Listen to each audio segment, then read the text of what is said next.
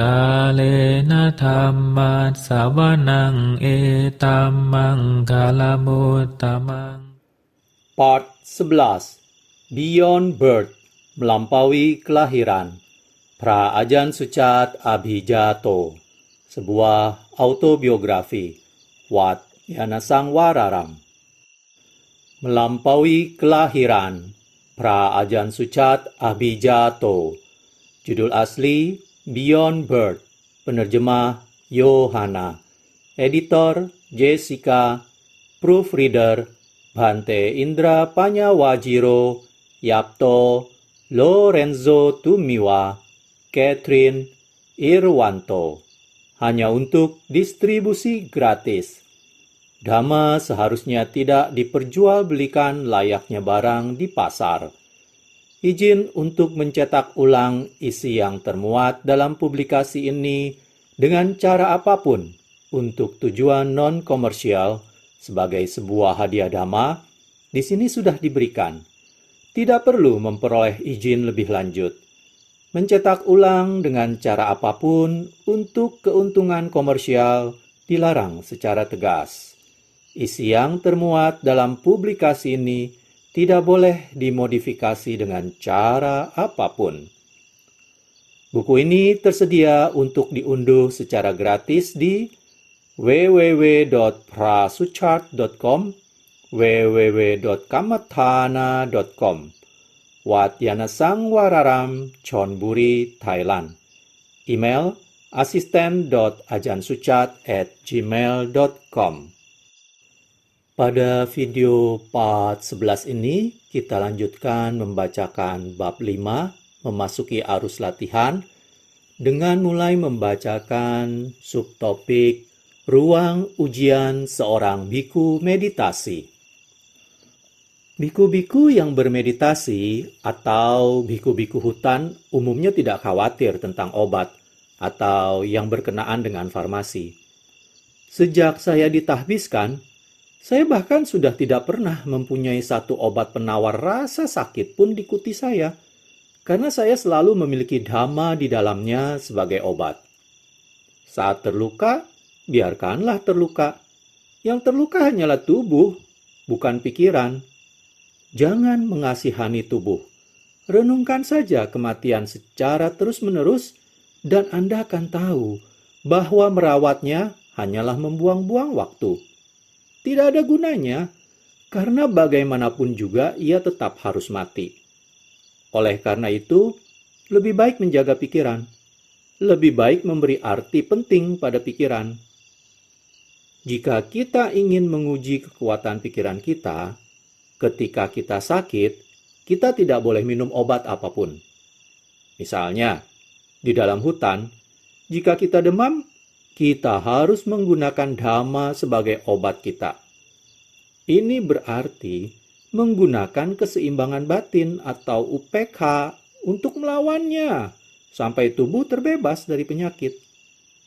Ketika tubuh tidak dapat melakukannya, maka ia mati. Kematian adalah ujian. Ujian yang harus kita lewati. Kita harus melepaskan tubuh, sama seperti kita harus melepaskan rasa sakit. Namun, jika kita belum siap untuk ujian, kita dapat pergi ke dokter untuk mendapatkan beberapa obat. Ini tentu tidak dilarang. Akan tetapi, jika kita siap untuk memeriksa kekuatan pikiran kita, untuk melihat apakah kita memiliki cukup keseimbangan batin untuk menerima usia tua, penderitaan, dan kematian, kita harus menemukan sebuah laboratorium untuk pengujian. Misalnya, jika Anda mengalami sakit di dalam hutan, gunakanlah keseimbangan batin sebagai obat Anda, satu-satunya, sampai tubuh pulih atau mati. Ini disebut memasuki laboratorium latihan. Karena Anda masih akan mati, bahkan jika Anda tinggal di rumah sakit. Ketika waktunya tiba, Anda harus mati. Terdapat dua pilihan, menunggu sampai waktunya tiba, atau menemukan sebuah lab untuk menguji diri Anda terlebih dahulu. Jika kita menunggu sampai kematian sudah dekat, pikiran kita kemungkinan tidak akan dapat melepaskan tubuh tanpa penderitaan yang besar. Pilihan kedua adalah menempatkan diri kita ke dalam ruang ujian, dan jika kita gagal, kita dapat kembali dan mengerjakannya sampai kita lulus ujian. Jika kita menunggu kematian tanpa persiapan, pikiran mungkin tidak akan lulus ujian, dan kemudian kita tidak akan memiliki kesempatan kedua. Akan tetapi, jika kita bersiap-siap untuk ujian, ketika kita memiliki kesempatan, kita dapat menguatkan pikiran kita untuk lulus ujian akhir. Di halaman sebaliknya terdapat kutipan Prajan Sucat Abijato sebagai berikut. Misalkan kita mendapati luka dan kita mengoleskan obat di atasnya. Kita harus menyimpan obat itu bersama kita sepanjang waktu selama kita terluka. Akan tetapi, jika kita tidak pernah menggunakan obat dan membiarkan luka itu sembuh dengan sendirinya, ia akan sembuh meskipun mungkin memakan waktu yang lebih lama. Ini jauh lebih mudah karena kita tidak perlu mengkhawatirkannya. Bagi saya tidak pernah menggunakan salep atau obat oles pada luka. Saya hanya membiarkannya. Saya juga tidak minum obat untuk sakit kepala ataupun demam, karena demam biasanya tidak membuat kita sakit kepala, tetapi mungkin hanya nyeri badan. Jika saya flu, saya tidak minum obat. Saya mentolerirnya dan biasanya hilang dengan sendirinya. Jika pikiran telah dikembangkan untuk menghadapi penderitaan, sakit pada tubuh bukanlah sesuatu yang istimewa. Misalnya, ketika seluruh tubuh sangat kesakitan karena meditasi duduk yang lama, jika pikiran tetap dapat damai, pada akhirnya ia akan belajar untuk tidak terganggu oleh penyakit dan rasa sakit. Prajan Sucat Abijato. Kita lanjut dengan topik laboratorium.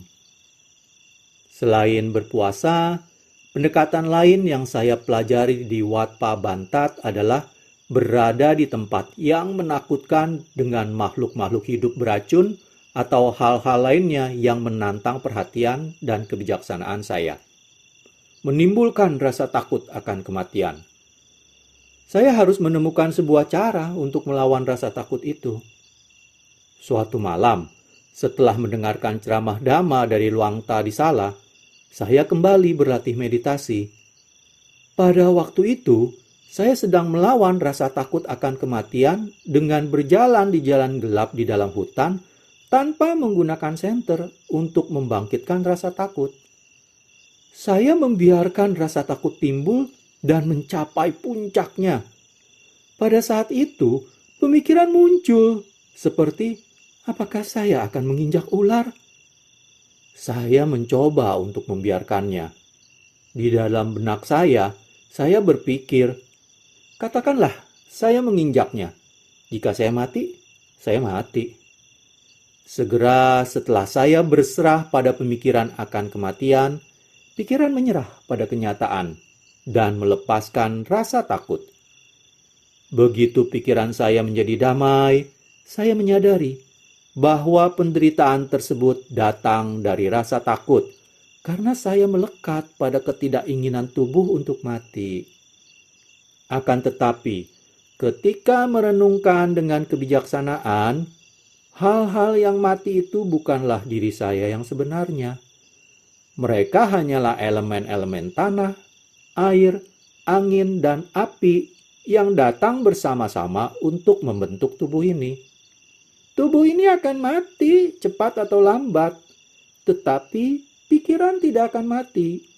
Bahkan jika bom nuklir menghantamnya, pikiran tidak memiliki bentuk atau komponen-komponen, seperti kekosongan di depan kita. Bahkan sebuah bom tidak akan dapat menghancurkannya. Cobalah, dan Anda akan melihat kekosongan itu tetap ada. Pikiran kita seperti kekosongan itu tidak akan hilang ataupun mati. Jadi apa yang harus kita takutkan? Kita takut pada kematian hanya karena kita terdelusi bahwa kita adalah tubuh yang mana suatu hari pasti mati. Begitu saya menyadari itu, pikiran saya menerima kenyataan dan rasa takut pun hilang. Saya tidak menggunakan ujian ini terlalu sering karena tidak lagi diperlukan. Begitu rasa takut itu hilang, saya pun mengerti bagaimana cara kerjanya. Mengejutkan bagi saya untuk menemukan bahwa jika kita merenungkan sesuatu dengan alasan, pikiran akan menerimanya dan menjadi tenang. Sama seperti ketika saya pertama kali bermeditasi, menggunakan mantra membantu saya melalui tantangan-tantangan ini dan mengungkapkan bahwa masalahnya adalah keinginan. Rasa takut juga adalah sebuah keinginan. Keinginan untuk hidup menimbulkan rasa takut akan kematian. Contoh lainnya adalah rasa sakit. Begitu saya mengalami rasa sakit dan melaluinya, saya tidak lagi tertarik melakukan meditasi duduk semalaman. Mengetahui bagaimana mengatasi rasa sakit itu sudah cukup. Luang Ta duduk sepanjang malam, tetapi beliau tidak memaksa semua orang. Beliau hanya menginginkan kita untuk mengetahui bahwa penderitaan muncul dari keinginan-keinginan kita dan bahwa kita dapat menggunakan kebijaksanaan untuk menghentikannya. Kita tidak lagi takut akan rasa sakit karena kita tahu bagaimana mengendalikan pikiran. Itu saja sudah cukup baik. Hal yang penting adalah perhatian dan kebijaksanaan. Harus ada perhatian yang tajam dengan landasan dalam ketenangan batin sebelum kebijaksanaan dapat bekerja dengan baik. Karena setiap kali kilesa terjadi, pikiran akan memanas, seolah-olah sebuah gunung berapi akan meletus. Pikiran menjadi sangat terganggu dan gelisah, tidak tenang. Jika kita tidak berada dalam samadhi, karena keadaan pikiran yang normal tidaklah damai, kita tidak akan melihat perbedaannya. Akan tetapi, ketika pikiran tenang, ia seperti air yang tenang. Jika kita melempar sebuah kerikil ke dalamnya, air itu akan menimbulkan riak. Atau jika ada ikan di dalam air, ikan dapat naik ke permukaan dan menyebabkan riak. Kilesa seperti ikan di dalam air, menyebabkan pikiran yang tenang dan damai menjadi gelisah segera setelah pemikiran-pemikiran muncul. Oleh karena itu, kapanpun pikiran berada dalam keadaan damai, pemikiran yang kecil pun akan membuat riak, dan ia akan mengenalinya sebagai sebuah kilesa. Namun, apabila pikiran berpikir sesuai dengan dhamma, yaitu berpikir tentang 3 karakteristik keberadaan atau tilakkana, ketidakkekalan atau anicca, penderitaan atau dukkha, dan tanpa diri atau anatta, pikiran tidak akan beriak. Sebelum kita dapat mencapai kebenaran ini, pikiran harus berada di dalam keadaan keseimbangan batin setelah memasuki konsentrasi penuh atau appana samadhi untuk melihat dengan jelas kebenaran mulia itu. Berhentinya penderitaan terjadi ketika pikiran tenang. Tetapi ketika pemikiran-pemikiran yang bermasalah menyebabkan riak, kita dapat menarik masuk tilakkana untuk membantu mengembalikan kedamaian, karena pikiran akan melihat kerja dari 4 kebenaran mulia. Pada halaman sebaliknya terdapat kutipan dari Prajan Sucat Abhijato sebagai berikut. Ketika dhamma mulai bergulir, saya menikmati meditasi. Meskipun masih ada beberapa penderitaan, karena saya harus bertarung dengan kilesa, tetapi mereka berharga. Karena setiap kali sebuah kilesa terbunuh, saya menjadi gembira, bahagia, dan bangga untuk dapat melewatinya. Penghargaannya sepadan dengan usahanya, karena rasa lelah pun hilang, dan hanya kebahagiaan yang tersisa.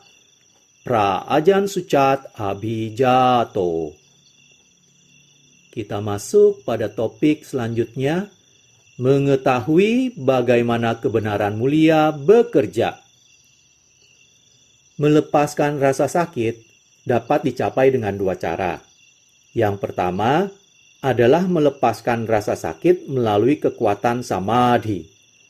Melalui cara ini, Anda belum mencapai tahapan pertama pencerahan atau sotapanna. Misalnya, ketika tubuh berasa sakit, mengulangi mantra Buddho dapat menenangkan pikiran. Tapi itu bukanlah tahapan sotapanna. Cara lainnya adalah cara dari pemasuk arus. Seorang sotapanna melepaskan rasa sakit dengan kebijaksanaan, melihatnya sebagai anatta yang tidak dapat dicegah untuk terjadi, dan hanya membiarkannya saja. Jika ada sebuah keinginan agar rasa sakit itu menghilang, pikiran akan menderita. Melihat kebenaran mulia yang kedua, berarti mengetahui bahwa penderitaan batin berasal dari keinginan untuk membuat rasa sakit itu pergi. Untuk memadamkan penderitaan batin, kita harus memandang bahwa perasaan-perasaan menyakitkan ini adalah anicca, tidak kekal, dukkha, penderitaan, dan anatta, bukan diri. Kita tidak dapat mencegahnya terjadi, sehingga daripada melawannya, lebih baik membiarkannya saja. Begitu kita dapat membiarkan perasaan-perasaan menyakitkan itu, maka rasa sakit pada batin berhenti. Kita dapat hidup dengan rasa sakit pada tubuh dengan mudah, karena itu berkali-kali lebih ringan daripada rasa sakit pada batin.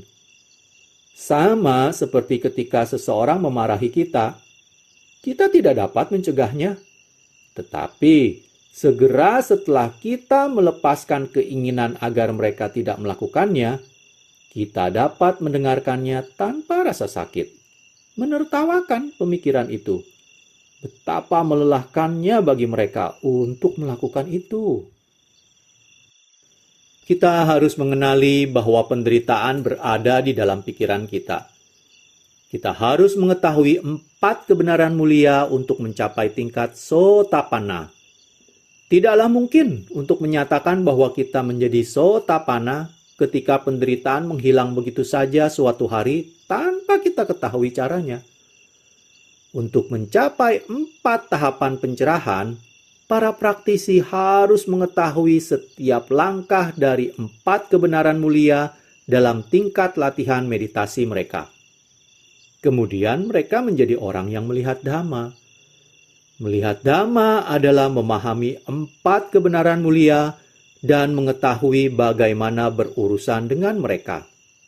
Dukkha atau penderitaan harus dipahami sepenuhnya. Kita harus mengetahui kapan penderitaan itu terjadi. Mengetahui bahwa penderitaan ada di dalam pikiran.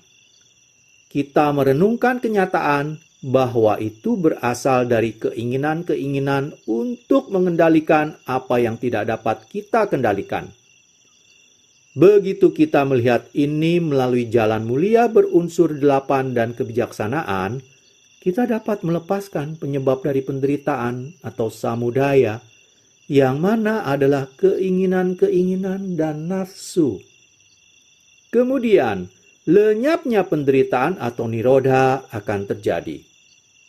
Di setiap tingkatan pencerahan, penderitaan akan berhenti dengan jalan kebijaksanaan, yaitu mengetahui anicca, dukkha, dan anatta. Menjadi seorang sotapanna berarti melihat bahaya dari keinginan-keinginan. Kita lanjut lagi dengan topik perilaku yang benar terhadap para guru. Saya beruntung bahwa saya tidak memiliki banyak hubungan dengan siapapun di wihara sejak awal, sehingga saya dapat menghabiskan sebagian besar waktu saya bermeditasi. Saya tidak terlibat di dalam kegiatan-kegiatan wihara, hanya melakukan apa yang diperlukan. Saya juga tidak menjadi pekerja sukarela untuk banyak tugas bersama, seperti mendirikan bangunan. Saya sebenarnya menjadi pekerja sukarela sekali ketika sebuah kuti sedang dibangun, Tetapi Luangta menyebutkan bahwa itu sukarela dan menyuruh saya untuk kembali ke kuti saya. Karena beliau pasti telah melihat bahwa saya tidak dapat benar-benar melakukan tugas seperti ini. Saya terbiasa belajar dan memegang pena, sehingga ketika saya harus menggunakan cangkul, sekop, atau membawa kayu, saya mungkin terlihat seperti saya tidak dapat melakukannya dengan baik. Luangta cukup baik untuk menyuruh saya tidak melakukannya, sehingga yang lain tahu bahwa beliau tidak ingin saya berpartisipasi dalam kegiatan semacam itu. Namun, Luangta tidak membiarkan saya menganggur dan menemukan tugas-tugas yang lebih ringan untuk saya lakukan agar biku-biku yang lain tidak merasa seperti dimanfaatkan. Beliau biasanya membagi tugas-tugas yang sesuai untuk masing-masing dari kita. Untuk saya, beliau memberikan saya pekerjaan mengirimkan buku-buku dhamma kapan saja seseorang mengirimkan sebuah surat dan meminta buku-buku. Beliau akan berjalan ke kuti saya setelah membaca surat-surat itu dan berkata, "Pertimbangkan apa yang harus dilakukan dengan ini." Atau terkadang beliau akan menulis di atas surat, di halaman sebaliknya terdapat sebuah kutipan dari Praajan Sucat Abhijato sebagai berikut. Luangta tidak membiarkan biku-biku membantu terlalu banyak. Beliau ingin kita berlatih meditasi, karena itu adalah tujuan dari penahbisan. Setelah kebenaran disadari, tugas selesai. Dan kemudian kita dapat membuat diri kita berguna. Praajan Sucat Abhijato. Kita lanjutkan ke halaman di sampingnya, namun saya akan membacakan kembali halaman sebelumnya yang terputus kalimatnya. Atau terkadang beliau akan menulis di atas surat itu bahwa saya harus mengirimkan buku-buku tertentu melalui pos. Saya mengemasnya dan mengirimkannya. Karena ini adalah tugas yang diberikan Luangta kepada saya, biku-biku yang lain tidak akan mengambil alihnya. Saya dulu berpikir bahwa saya akan melarikan diri dari pekerjaan itu ketika saya pergi, karena orang lain akan melakukannya menggantikan saya. Tetapi ketika saya kembali, mereka mengembalikan tugas itu kepada saya. Saya benar-benar tidak ingin melakukan apapun selama masa-masa itu. Hanya meditasi jalan dan duduk, agar pikiran saya damai dan tidak perlu khawatir untuk mencari buku-buku, mengisi ulang kertas pembungkus atau tali, dan lain-lain. Akan tetapi, tinggal di wihara berarti bahwa kita harus membantu guru kita.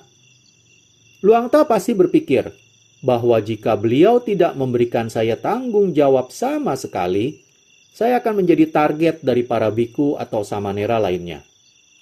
Mereka bisa saja mengeluh tentang saya karena ada banyak tugas yang harus mereka lakukan seperti bergiliran merebus air, berjaga-jaga di sala, dan lain-lain. Namun, saya diselamatkan dari kritik semacam itu karena yang lainnya telah melihat bahwa Luangta membebaskan saya dari tugas-tugas itu, sehingga mereka berpikir beliau tidak ingin saya melakukannya.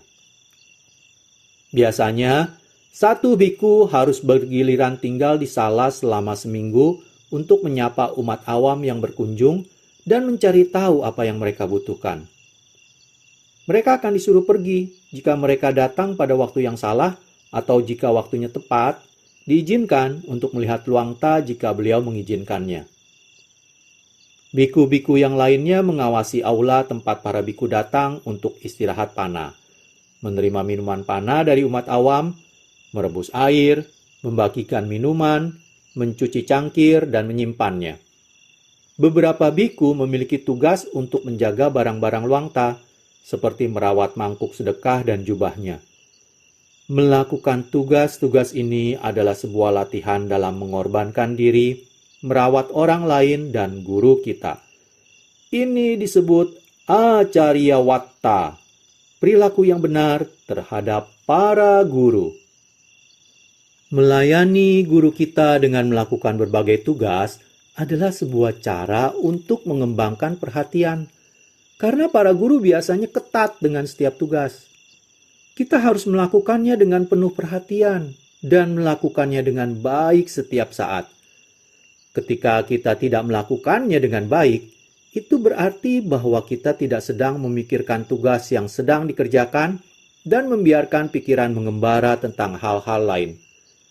Itu menunjukkan kepada guru kita bahwa kita kurang perhatian.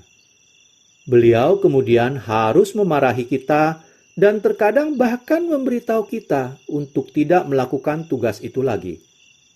Jika kita ingin melakukan tugas tersebut, kita harus sangat berhati-hati. Dan hal itu membantu dalam pengembangan perhatian. Mereka yang memiliki kesempatan untuk melayani guru, memiliki kesempatan untuk bersungguh-sungguh mengembangkan perhatian mereka. Ketika kita berada di depan guru kita, pikiran kita harus tetap berada pada saat ini. Kita harus berhati-hati dengan setiap gerakan. Hal ini dengan sendirinya merupakan perhatian. Kebijaksanaan kita juga akan muncul karena guru kita akan membantu menyarankan cara yang tepat untuk melakukan segala sesuatu. Ini sebabnya murid-murid ingin melayani guru mereka, karena hidup sendirian tidak mengarah pada situasi-situasi yang membantu seseorang untuk mengembangkan perhatian atau memperoleh kebijaksanaan. Kita lanjut pada topik tidak bersosialisasi. Saya biasanya tidak mencari percakapan dengan orang lain ketika berada di Bantat. Saya mencoba melakukan tugas-tugas saya, membantu menyiapkan makanan, menyajikan makanan, dan membersihkan sala. Adapun pekerjaan meditasi, itu harus dilakukan secara individu.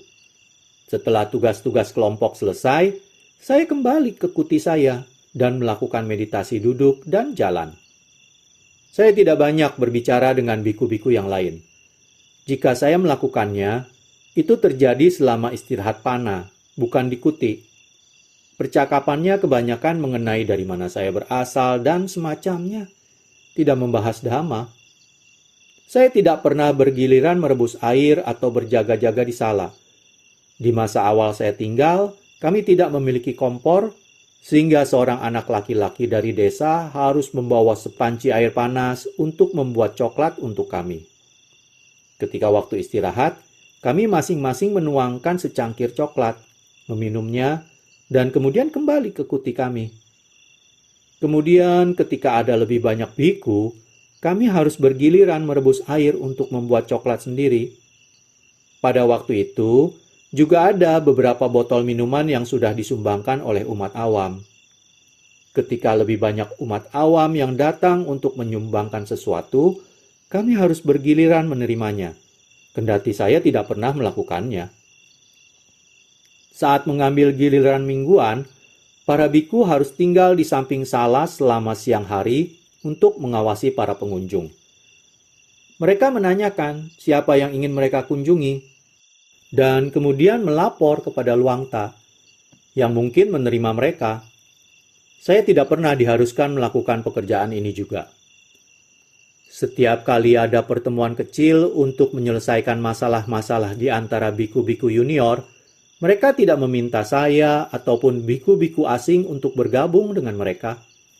Yang Mulia Ajahn Bunme dan Yang Mulia Ajahn Lee juga tidak menghadirinya. Mungkin karena pada saat itu saya tidak berbicara bahasa Thailand dengan lancar dan memiliki sedikit aksen penutur bahasa Inggris. Saya diperlakukan sebagai salah satu orang asing, sehingga saya tidak tahu banyak tentang apa yang terjadi di wihara. Ketika saya berada di Bantat, Yang Mulia Ajahn Bunme masih berada di sana, dan Yang Mulia Ajahn Lee berada di sana sebentar-sebentar, terkadang menghabiskan retet musim hujan di wihara lain. Yang Mulia Ajahn Bunme berada di sana sampai Luangta memintanya untuk pergi ke wihara lain. Saya tidak memiliki banyak percakapan dengan Yang Mulia Ajahn Lee karena beliau tidak banyak bicara. Saya tidak tahu harus berbicara apa dengannya juga. Sebuah percakapan membutuhkan keinginan untuk mengetahui sesuatu darinya. Akan tetapi, saya tidak punya apa-apa yang ingin saya tanyakan kepadanya. Pada waktu itu, saya tidak tahu bahwa beliau adalah seorang arahat, karena beliau berperilaku seperti biku-biku yang lainnya. Beliau berperilaku seperti seorang biku junior, membawa mangkuknya sendiri saat pindah patah. Beliau bahkan mencuci mangkuknya sendiri dan melakukan segala sesuatunya untuk diri sendiri.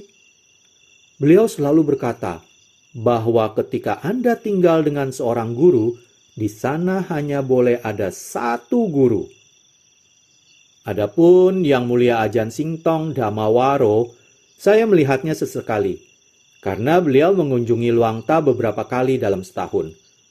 Jika beliau datang saat para biku tidak memiliki kegiatan bersama, kami hanya akan tinggal di kuti kami sendiri dan saya tidak akan melihatnya. Di halaman sampingnya ada sebuah kutipan dari Prajan Sucat Abijato sebagai berikut. Ketika kita bersama orang lain, akan membantu jika pikiran kita berada pada tingkatan yang sama. Karena dengan demikian tidak ada konflik. Menjadi lebih sulit jika pikiran berada pada tingkatan yang berbeda. Prajan Sucat Abijato. Baiklah, saya hentikan sampai di sini video part 11. Pada video part selanjutnya, saya akan melanjutkan tetap masih di bab 5, memasuki arus latihan, dengan mulai membacakan topik, membaca sebuah buku dhamma adalah seperti mendengarkan sebuah ceramah dhamma. Terima kasih. Kalena dhamma savanang etammang kalamutamang